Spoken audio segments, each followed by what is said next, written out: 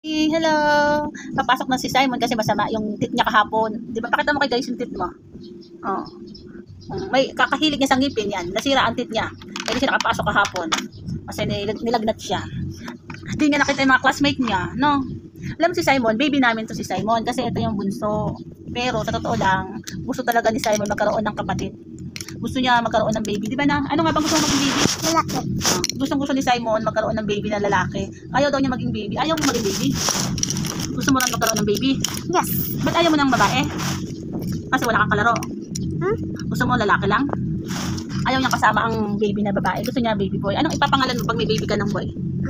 Ha? Anong pangalan? Mahilig kasi si Simon magkaroon ng kasamang baby. O kay kapitbahay namin nilalaro niya yung mga baby. Kasi si ate niya kasi si ate Zoe niya. Toyo kasi si ate Zoe kaya hindi malaro ni Simon. Gusto ni Simon lagi maglaro. Kaso si ate niya, may toyo. Iba rin ang trip maglaro. Simon, iba naman ang trip maglaro. Kaya nag-aanuhan sila, nagkakatuyuan sila pareho. Kaya si Simon, nire-request niya talaga magkaroon ng baby. Pang ilang baby ba ang gusto mong maging brother? Ha? Ilang baby brother? Ha, ilan nga? Ano?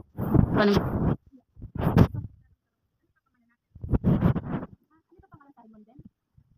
Simon ka pangalan natin. Isip ng pangalan. Ibang baby. Gusto mo kung natin ng baby. Gusto mo papadede mo. Ha? Alagaan mo? Tapos papatulogin niya nan. Masikaso talaga pati ito si Simon. Kaya kasi kahit sa ate niya, pag may sakit ang ate niya, inaalagaan niya.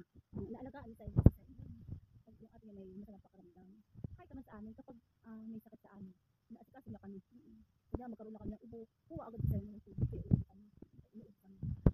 Mabait to si Simon eh. Makulit lang si Simon pero mabait to. Di ba na? Wala ka ng sakit ngayon.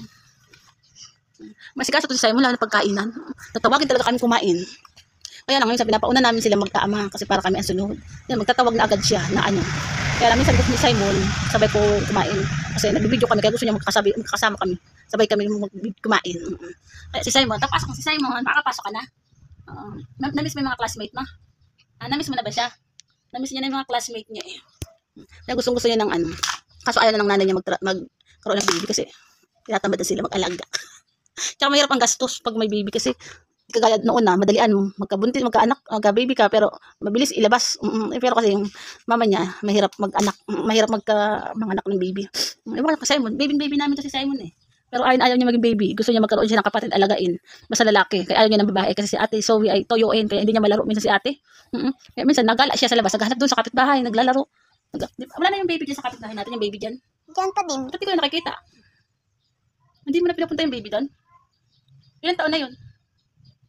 Ilan taon na ngayon, baby? Ano pangalan nun? Lahat ng laruan ni Ate Zoe ng mga dolls, dinadala ni Simon doon sa baby sa kapitbahay. Binibigyan niya kasi nga gusto niya yung baby. Kaso, akala niya kasi babae yung baby. Akala niya kasi lalaki kaya wala daw buhok. Sabi ko, okay lang yung walang buhok. Kaya ganun talaga, babae yun yung lalaki. Kaya yun, naano si Simon. Kaya gusto talaga niya lalaking baby. Kaya naghanap siya ng, pag may nakakita siya mga baby, dapat lalaki. Inaalam pa niya kung lalaki. Kaya gusto niya talaga magkaroon ng baby. Goodbye ka na kala guys. Sabi mo na yung wish mo magkaroon ng baby boy. Gusto niya magkaroon ng kapatid kahit mahirapan siya mag-alaga. Yun lang. Papasok na siya mag-breakfast muna si Simon. Breakfast ka muna. Yun na. Sarap kasi ang tit niya. Kakain ng candy yan. Nagkaroon ng ano. Kakain ng candy. Yan. Sige na. Masakit ang ngipin kaya di makapasok. Nalulungkot siya. Kaya di makita yung mga tropa niya doon sa ano. Okay, goodbye na guys. Masama pakiramdam eh.